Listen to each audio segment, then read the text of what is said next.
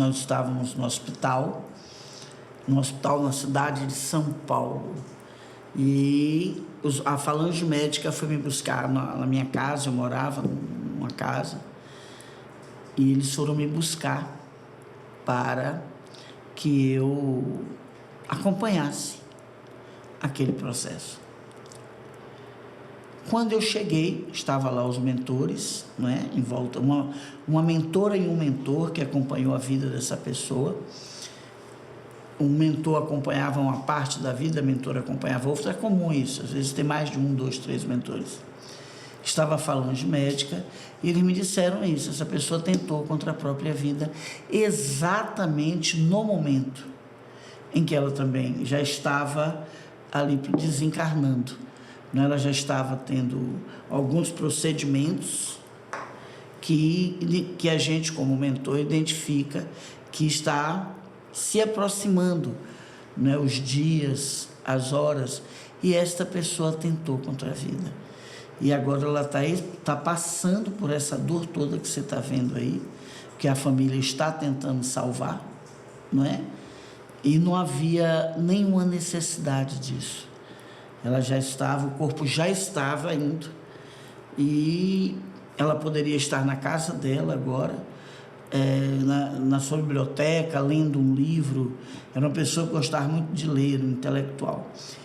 Ele poderia estar na casa dele, em sua biblioteca, lendo, estudando, ali com a presença dos seus familiares queridos, e automaticamente desencarnaria, mas resolveu que não queria mais, enfim, ali já estava doente, promoveu a própria extinção, né? E nós ficamos ali. Num dado momento ele soltou, e aí ele trouxe muitas sequelas no chakra laríngeo. Toda essa região aqui do perispírito estava ferida, assim, sabe? É difícil explicar, porque não é como uma ferida na carne, não é como um talho, um arranhão, nada disso. É como o perispírito fica deteriorado, entendeu? Fica deteriorado, fica sem conseguir ter mobilidade, não é? E ele soltou do corpo e ele não conseguia falar. Ele via que ele queria emitir, porque fala pelo pensamento, né? Os desencarnados não falam assim como a gente, mas o falar para ele ainda era através das cordas vocais. E como elas estavam muito danificadas, ele não conseguiu transpor para falar telepaticamente, não tinha aprendido isso, né? E na hora que ele saiu, ele ficou perguntando quem eram as pessoas ali. Ele era materialista, ele não acreditava em nada. Quem eram aquelas pessoas? E foi trazida exatamente a mãe dele. Ele tinha tido um sonho com a mãe dele na noite anterior a esse momento do desencarne dele.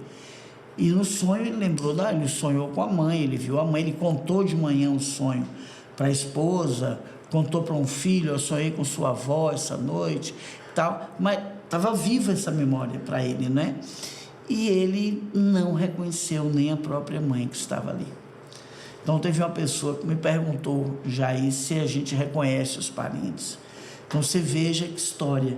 Ele era tão materialista que sonhar até com a mãe ele sonhou, mas naquele momento ali não a reconheceu.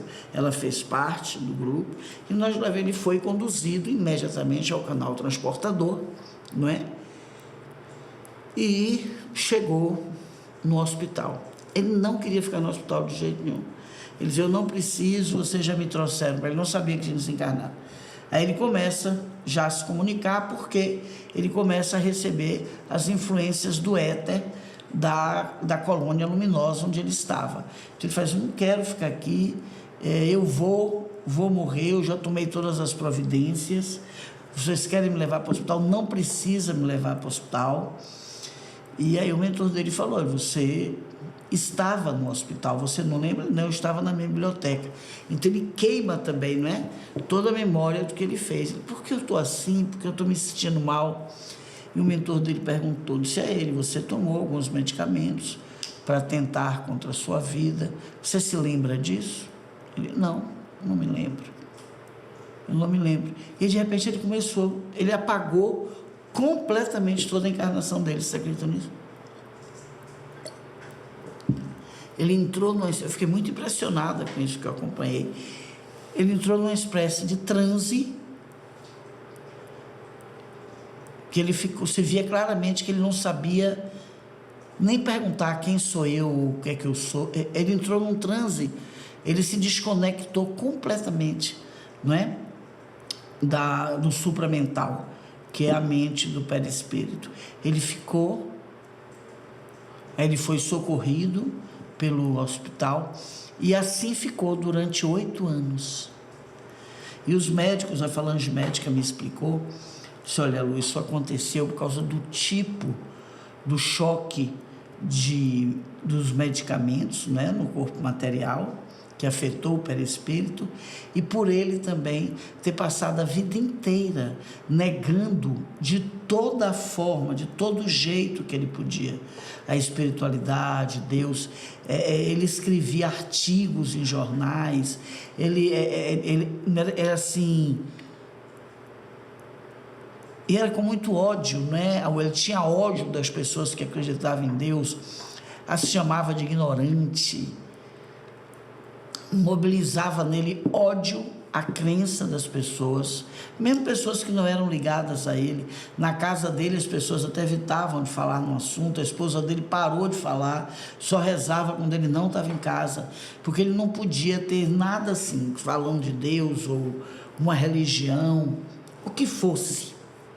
Ele entrava num surto e começava a xingar, ele descia do carro, né? Se estava tendo algum evento religioso, ele descia do carro dele, ele xingava todo mundo, ele criava a maior confusão, enfim. Então, a soma disso, com o inconsciente dele percebendo, começando a perceber, né? O que estava de fato acontecendo com ele, que é o desencarne, mais as medicações que ele tomou, levaram ele a ficar 8 anos, minha gente, sendo tratado nas colônias superiores, né, nas colônias luminosas, para que ele retomasse a memória dele.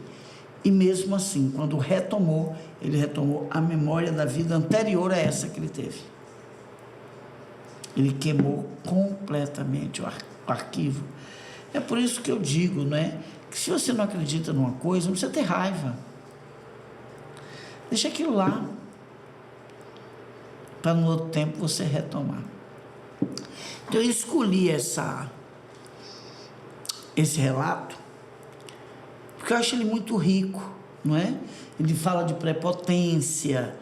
Prepotência, o nome já diz, é falta de potência, né, gente? Fica no pré, e nunca a pessoa está ali potente, não é? Uma pessoa que vive para atacar a crença dos outros, não tem nenhuma. Não tem uma meta, olha, eu quero acreditar no fogo. Não quero acreditar em nada, o que eu quero fazer é acabar com o que os outros acreditam. Então, isso é a pessoa abrir mão de uma encarnação, é abrir mão de desenvolver em si o que acredita. Porque se ele quisesse desenvolver a crença em Deus, ele ia estudar. Se ele quisesse desenvolver a crença no materialismo, ele ia estudar no materialismo para ele. Ele não fazia nada disso. Os artigos dele não acrescentavam em nada, entendeu? Não acrescentava, ele escrevia sobre Darwin de uma forma errônea, e os colegas iam lá e escrevia também. Então ele passou uma vida sendo palco, não é? Do ódio de pessoas que gostam de acompanhar o ódio. Então tenha atenção com isso, porque o ódio é uma ferramenta do fogo, uma arma do elemento fogo em desequilíbrio, não é? Que pode acontecer uma coisa dessa, né?